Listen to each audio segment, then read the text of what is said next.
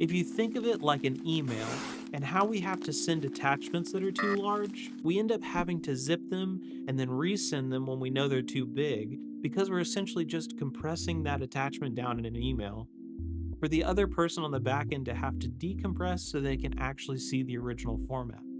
Log footage is very similar in that concept. The reason we use log footage at all is because of dynamic range. This idea is essentially a contrast scale between your highest highlight and your lowest low light in a given scene that your camera and your sensor can retain without loss in detail. And this scale is notated just like the ISO in your camera, where we call it a stop, say from 200 to 400, where a single camera might be able to retain 15 stops, but this other model can only retain 12. The point is that we want to retain everything that we possibly can to save data that we can actually retain and use later in our software.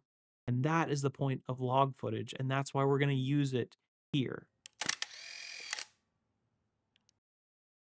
So whether that's S log, N log, F log, C log, V log, no matter what it is, typically your camera's going to have some version.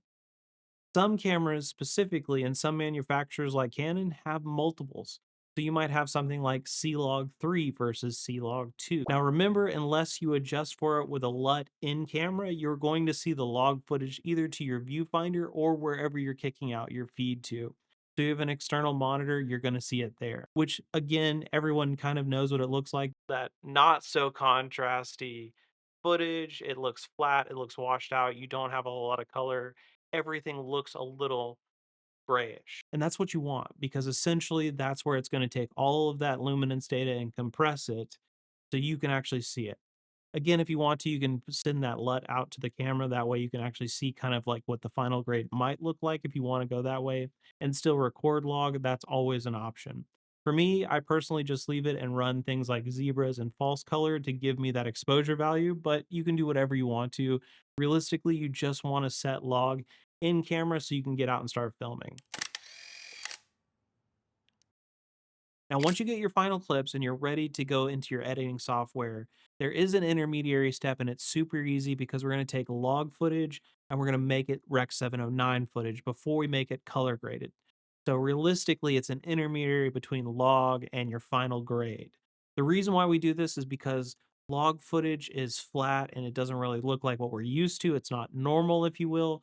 And Rec 709 is more to what we're accustomed to before we do our color grade. And it brings back some of that life to your footage before you actually grade it. How you do it is super easy. All you have to do is go to your camera manufacturer's website and download it from your actual software or from their software bank and download it for your camera. From there, if you're using any sort of processing system after the fact, all you have to do is download it and put it directly into that software. So for me, for Adobe Premiere, all I have to do is use it as a LUT and I put it inside of my software and then I'm ready to use it. The only other thing that I do differently that maybe you do or don't do or want to do and don't have to do is I throw it on an adjustment layer all by itself. I will change the color of that layer so I know it's distinct and I know it's the Rec 709 layer, and I will put it on that layer by itself, and I don't really make any adjustments to it unless I need to with exposure maybe a little bit, but generally I leave that one alone and make adjustments elsewhere. But I essentially make an adjustment layer just for the Rec 709 stuff. That way I know that that's what that one is. That's for me. If you want to do it, you can do it that way. If you don't, you can do it however you want to. But realistically, that's something that I do. It's super easy. It's probably the easiest step in the process. You're just moving your log footage to Rec 709 so that way you can get ready for the color grade. The first thing that I like to do when it comes to an edit is throw up another adjustment layer on top of the Rec 709 layer, which gives me a color grading layer. Again, I will make that a distinct color and say that that is my color grade, and I really will only make the color grading adjustments to that layer. That way I know where everything is inside of my Premiere timeline. Now, for most edits, I typically use 3 tabs under the Lumetri panel the most. Typically, one of the first ones is the basic correction panel because it's temp and tint and white balance and overall exposure adjustments, things that will give you that contrast. That way, you have a base to work from, and it's all about adjusting the light inside your scene so you can move on to things like actually doing the color grading. Another panel that I'll use is the creative panel, which gives you things like saturation and vibrance. And realistically, this one I use very subtly because it can go overboard a little bit too quickly, but it is one that I like to throw in because if you want your colors to pop, you can pump those just a little bit and it'll help you out. The third box that I'll use is the actual curve panel. When it comes to the color, this is where most of my work is done because I can do individual adjustments with that little eyedropper. I really think one of the best things about Premiere is giving you that ability to select individual spots in your image with that eyedropper based on whatever box you're working in, and that'll tell you where that actual spot falls in on that scale. From there, you can adjust it, raise it up, raise it down to see how much you want to adjust that particular setting. Now, the other thing that I would throw in here, along with things that I use for color grading, is a vector scope and a waveform. The vector scope set to YUV will show you colors that are inside your scene. So, for instance, one thing that I use this for is skin tones.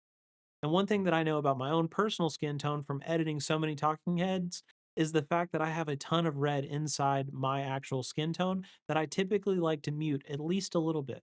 And this particular vector scope will actually show me how much red is in that scene, depending on what talking head or how big of a scene I'm making of my actual face or whatever. I like to limit that and I like to mute it a little bit, and it helps me see where it is in the actual scale and finding different tools to make that actually like palatable, at least to my eye. The other thing is a waveform, and the waveform set to Luma will actually show you overall exposure. And yes, it will show you basically your highlights and your lowlights. It'll show you when you're clipping and when you're crushing. But for me, another thing that I like is that it's another way to see things that maybe you can't see just through looking at the monitor or through the image. One thing I like to do is, like in the case of something where there might be data there, is just pull it down just a little bit because you might be able to see something in a highlight that maybe you can't see because of the way the image looks, but realistically on the waveform, it's saying that it's there. And by reducing that exposure a little bit through some other mean in the actual editing part of the process, you can see some of that, which in itself is really cool and a really useful tool when it comes to color grading and actually being able to utilize that scope, that form, that waveform in your actual process. So keep all of that in mind. These are the things that I would use when I go through an actual edit. So that's what I have as far as color grading and going from log footage to your final grade. Hopefully, all of this helps you out. Hopefully, it makes sense. Hopefully, you will let me know all of that in the comments down below. Let me know what you're thinking about. If you have any questions or you have any concerns, you don't know something, let me know. Again, the community is here, so we would absolutely love to help you out on anything you can come up with. And of course, while you're down there, don't forget the subscribe button. Make sure to click it on your way out before you get autoplayed into the next video, as well as check out the links for Instagram, TikTok, and Twitter. All of the usual social links are down in the description, as per usual. Keep in mind as well, I think that realistically, if you've ever edited photos, this is a great way to continue that into the video side of of a project. Realistically, it's very much the same in that you're going to take something that is bland and you're going to make something beautiful out of it. Realistically, it is super, super easy, and I hope you will try it, and I hope you let me know and tell me all about it because I think you can absolutely do it.